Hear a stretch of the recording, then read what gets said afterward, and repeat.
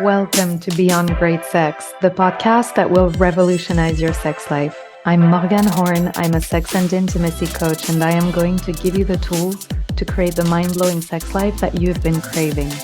When you apply the teachings from this podcast, you will drop the shame, limiting beliefs, and everything else that has been keeping you from enjoying the intimacy that you were designed to experience. Instead, you will unleash your unlimited potential, sexual and beyond. When you work with me, great sex is only the beginning. We're going beyond. Hey, lovelies. How are you? I'm so excited to be talking to you today. It's been so long. I just came back from an amazing holiday in Corsica with my partner, my son, and my partner's family, and we had the best time sightseeing, taking boat trips, canyoning, eating at amazing beach restaurants. And now I'm just glad to be back and to coach again. And today I wanted to share some goodness from a session I had yesterday because I know that it will help those of you who may be going through something similar to what my client was sharing. So Sylvia, we'll call her Sylvia, was sexually abused when she was younger, and it is now impacting her relationship and intimacy with her husband. And to summarize what we were talking about yesterday, Sylvia basically was telling me that it's all her fault that the intimacy isn't going well in her marriage. That because she is the one carrying the trauma, it is on her that things aren't great in that department. She was telling me that her husband is just wonderful and loving and amazing, and she's basically the one ruining everything. And although I'm not doubting that her husband is wonderful, loving, and amazing, I told Sylvia that this isn't quite the whole picture. And more importantly, that I don't want her to see herself as the diagnosed patient. And here's what I mean by that. In any relationship of two people, the way I see it is there are actually three people involved. There's you, there's your partner, and in the middle, there's the relationship, the couple. It's like a third entity.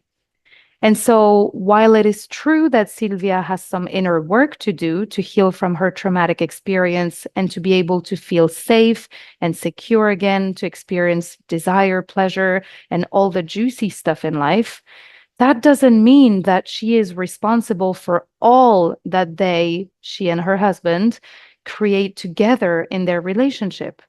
We must remember the relationship, the space in the middle I was talking about. And that is where both partners are responsible for co-creating a space where there is safety, love, playfulness, respect, admiration, connection, a space where desire and pleasure are more likely to happen. So while it is true that Sylvia's husband cannot, quote unquote, heal her wounds and do the inner work that only she can do to overcome what is getting in the way of her pleasure and connection to him, what he can do, though, is co-create with her this space in the middle where she can feel safe and secure to dig into her pain and open herself up to pleasure and connection again. He not only can support her, he gets to be a catalyst in her healing journey. And I'm saying this not only to hopefully alleviate some of the pressure that you might be putting on yourself if you, like Sylvia, feel responsible for bringing something heavy into your relationship. I'm also saying this for those who have a partner who is going through something difficult, because I want you to know that you are not powerless. Although you are not responsible for your partner's emotions and inner experience, and you literally cannot do the inner work for them, there is still so much that you can do for them personally and for the relationship. Because a relationship can be a space of incredible healing and growth when the dynamics are right, just as it can reinforce trauma and do a lot of damage and hurt when the complex interplay of emotions, behaviors, and communication between partners is off, or when you're simply with the wrong person. But that's a whole other discussion. So that's the first thing I wanted to say. The second thing I wanted to say about this is that when we spoke, Sylvia was only seeing how her trauma is impacting her relationship and intimacy with her husband, because it is this big thing that is clouding everything else for her. But all of us carry stuff. Nobody comes to a relationship like a blank canvas. Whether you have evolved in a physically abusive environment, or you've been raised by emotionally unavailable parents, or your past relationships have damaged your self esteem, whatever it is, we all carry baggage into our relationship. And if Sylvia wasn't so hyper focused on her trauma and how her past is weighing on her present relationship, she would notice all the little ways in which her husband's baggage also impacts the relationship. And in fact, when I pointed this out to her, she remembered that they had gone through a lot at the start of their relationship because he had serious trust issues. His ex-wife had cheated on him, and it took a long time for him to feel safe and secure with Sylvia. She did a lot to reassure him and kept being patient and compassionate towards him. So I guess the lesson here is that we can sometimes idealize our partner, or at least cut them some slack, and think that we're the one messing everything up. But we should remember that, like us, our partner is a perfectly imperfect human, and that we are both allowed to bring our imperfections to the mix. And this is a common issue I see among women I coach, by the way. Women are socialized to think that everything is wrong with them and to strive for perfection.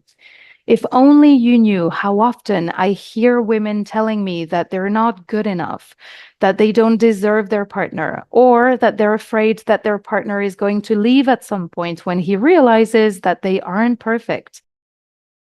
And the last thing I wanted to say, and that I told Sylvia in our session yesterday, is that beyond whatever you think that you are ruining in your relationship, there is so much that you bring to the table. So what if you're unable to be the person you want to be in your intimacy right now? Or if you're unable to be intimate at all with your partner? Is that all that you contribute to the relationship? Are you nothing more than a quote unquote good or bad lay? Of course not, right? This is a partnership with so many different facets and ways in which you contribute. Maybe you're your partner's best friend. Maybe you are the mother of their children. Maybe you make them laugh like no one else does. Maybe you comfort them and give them strength when they are at their worst. Maybe you're kind and compassionate when they need it the most. You get the gist, right? You might not be showing up the way you want to show up in all areas of your relationship right now, and that is okay. You get to be a perfectly imperfect human being.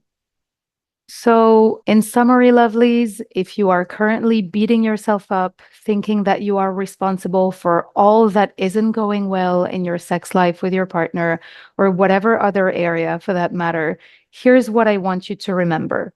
Number one, you're not the diagnosed patient. Whatever you're going through, even if it's deep trauma, while you and your partner are each responsible for your individual growth, you are both responsible for what you co-create in your shared space. Number two, if you stop focusing on all the ways in which you fuck up, guess what? You'll realize that your partner fucks up too sometimes. Remember, no one is a blank canvas. We all bring baggage and imperfections to the relationship. And number three, whatever it is you think you're ruining is not the whole picture. You bring so much more to the table. Okay, lovelies, I hope this was helpful. I wish you a lovely day, and I'll speak to you soon. Bye. If you have loved this episode, please add a rating, write a review, and share it around to help spread the word to all the women out there who need to hear this. I am so grateful for you listening.